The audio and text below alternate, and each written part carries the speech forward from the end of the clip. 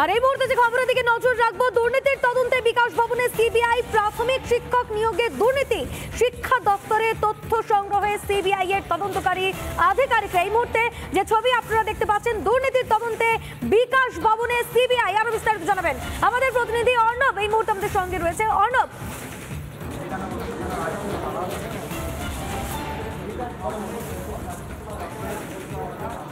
একবারে দেখো, এই মুহূর্তে দেখা যায় বিকাশ ভবনের যে নর্থ ব্লক রয়েছে সেখানে কিন্তু একবারে গ্রাউন্ড ফ্লোরে West Bengal board of secondary এডুকেশনের যে ওয়্যার হাউস, সেখানে কিন্তু এই মুহূর্তে সিবিআইয়ের আধিকারিকরা রয়েছেন।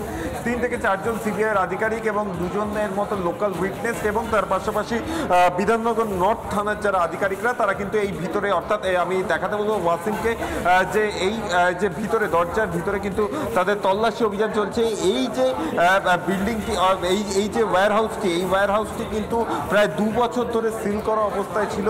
সিবিআই এর তরফ থেকে সিল করা হয়েছিল। তার কারণ হচ্ছে মধ্যশিক্ষা পর্ষদের এই ওয়্যার হাউসে কিন্তু বিভিন্ন নথি ছিল এবং সেই সমস্ত নথিগুলো এই তদন্তের ক্ষেত্রে কিন্তু অত্যন্ত গুরুত্বপূর্ণ, এমনটাই কিন্তু মনে করছেন সিবিআই তদন্তকারী আধিকারিকরা।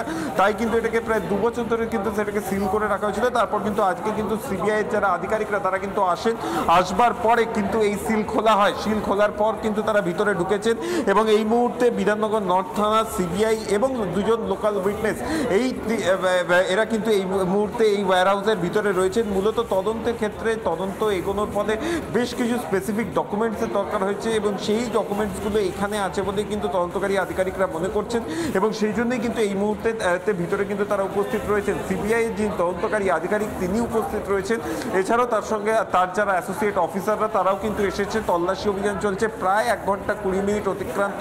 এখনো পর্যন্ত কিন্তু এই বিকাশ ভবনের ভিতরে সিবিআইয়ের যারা অফিসিয়ালসরা তারা কিন্তু সমস্ত যে নথিগুলো, সেই নথিগুলোকে কিন্তু যাচাই করে দেখছেন এবং তাদের ইনভেস্টিগেশনের সাথে, যে ইনভেস্টিগেশনের ক্রাইটেরিয়ার সাথে যে যে নথিগুলো ম্যাচ করছে সেগুলোকে কিন্তু কালেকশনেরও কাজ তারা করবেন। এবং এর আগেও কিন্তু বিকাশ ভবনে সিবিআইয়ের যারা আধিকারিকরা তারা এসেছিলেন। আমরা দেখেছিলাম মনীষ জৈন, তার ঘরে তারা গেছিলেন, দীর্ঘক্ষণ সেখানে তারা জিজ্ঞাসাবাদ করেছেন। তারপর কিন্তু তারা সেখান থেকে নথি নিয়ে বেরিয়ে যান। ফের কিন্তু আজকে সিবিআইয়ের আধিকারিকরা তারা কিন্তু এসেছেন বিকাশ ভবনে এবং এই গ্রাউন্ড ফ্লোরে যে মধ্যশিক্ষা পর্ষদের যে ওয়্যার হাউস রয়েছে সেখানে কিন্তু তারা এখানে উপস্থিত রয়েছেন এবং সেখানে কিন্তু সার্চ অপারেশন চলছে এবং সেখান থেকে কিন্তু নথি সংগ্রহের কাজ করছে সিবিআই। রুমকি, একেবারেই অর্ণব, অনেক ধন্যবাদ তোমাকে আমাদের সঙ্গে থাকার জন্য। এই মুহূর্তে যে ছবির দিকে আমরা নজর রেখেছিলাম, প্রায় 1 ঘন্টা 20 মিনিট অতিক্রান্ত। সিবিআই এর 4 জন আধিকারিক এই মুহূর্তে রয়েছেন বিকাশ ভবনে তথ্য সংগ্রহে। সিবিআই এর তদন্তকারী আধিকারিকেরা শিক্ষা দপ্তরে।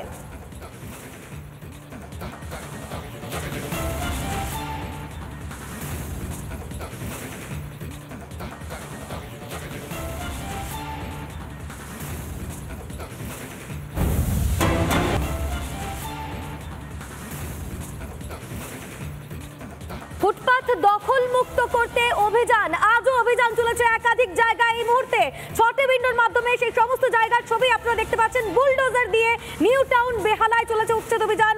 গড়িয়াহাটেও সেখানে উচ্ছেদ অভিযান চালানো হয়। এনআরএস হাসপাতাল, যদুবাবুর বাজার এবং এরই পাশাপাশি জেলাতেও উচ্ছেদ অভিযান পুলিশের তরফ থেকে। এই মুহূর্তে সিউড়ির ছবি আপনারা দেখতে পাচ্ছেন উইন্ডোতে। আজও জেলায় জেলায় এমনকি শহরের একাধিক জায়গায় চলেছে উচ্ছেদ অভিযান।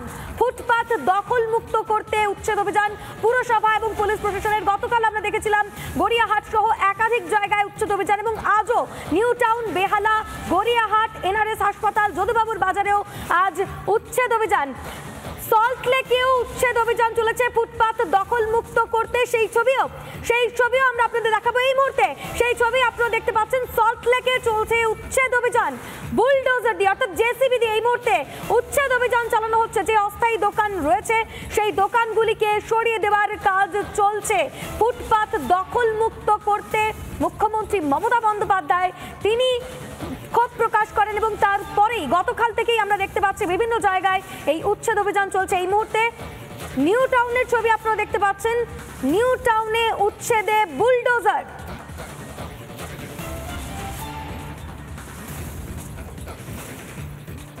নিউ টাউনে দখলমুক্ত করতে উচ্ছেদ অভিযান, ফুটপাথ দখলমুক্ত করতে উচ্ছেদ অভিযান, বুলডোজার দিয়ে নিউ টাউনে উচ্ছেদ অভিযান। নিউ টাউন চত্বর পুলিশে ছয়লাভ, পুলিশের বিরুদ্ধে বিক্ষোভ দোকানদারদের। উচ্ছেদ অভিযান ঘিরে ব্যাপক উত্তেজনা নিউ টাউনে।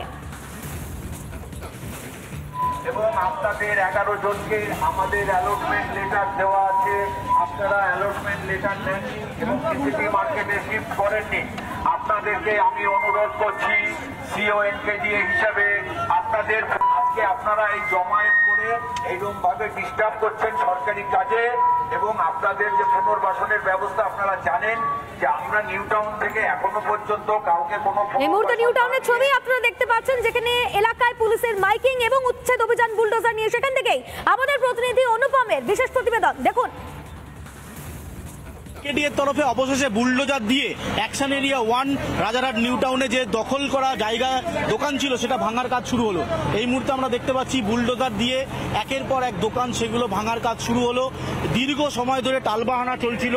যারা এখানে দোকানদাররা রয়েছেন তারা পুলিশের সাথে দফায় দফায় কথা বলেছেন, আন্দোলন হয়েছে, বিক্ষোভ হয়েছে, কিন্তু শেষ পর্যন্ত আমরা দেখতে পাচ্ছি যে পুলিশের কাছে পুলিশের যে অর্ডার ছিল সেই অর্ডারই কার্যত মান্যতা পেল এবং এই মুহূর্তে বুলডোজার দিয়ে সেই দোকানগুলো একের পর এক দোকান সেগুলো ভাঙার কাজ শুরু হলো।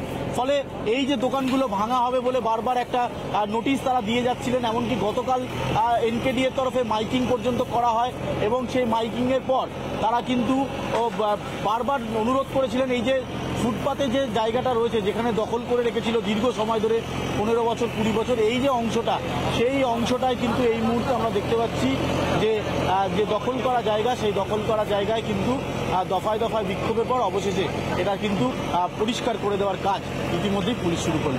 ফলে সব মিলিয়ে পুলিশের যে অভিযান সেই অভিযান কিন্তু এই মুহূর্তে চলছে এবং এই মুহূর্তে সেই দোকান ভাঙার কাজ কার্যত চলছে। ক্যামেরা রজনীকান্ত বেরার সাথে অনুপম পাত্র, রিপাবলিক বাংলা, অ্যাকশন এরিয়া। হকাররা চলে এখন বুলডোজার দিয়ে উচ্ছেদ অভিযান, দোকান তুলে নিয়ে যেতে নারাজ হকাররা। আর কি বলছেন তারা শোনাবো আপনাদের। ব্যবসা এবং হকাররা কি বলছে শুনুন।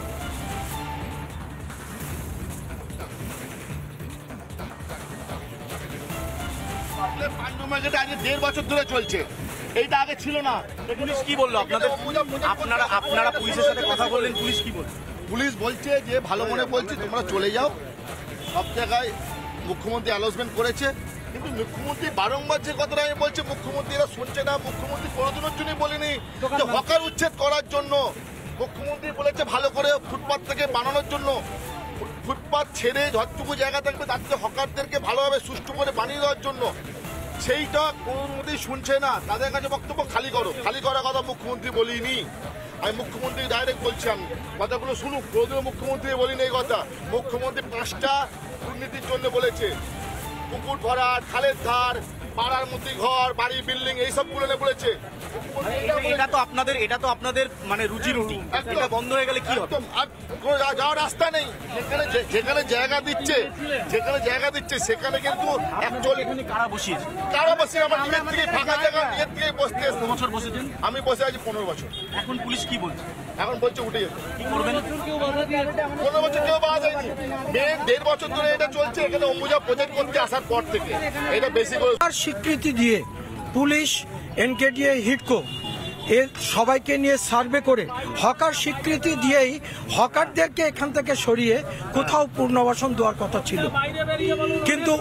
কিন্তু একটাই কথা হচ্ছে যে আমাদের যে বর্তমানে এনকেডিএর সিও সাহেব, ইনি কোনো কথা শুনতে চায় না। ইনার মন মর্জি মতো ইনি ভেন্ডিং কমিটি তৈরি করলো।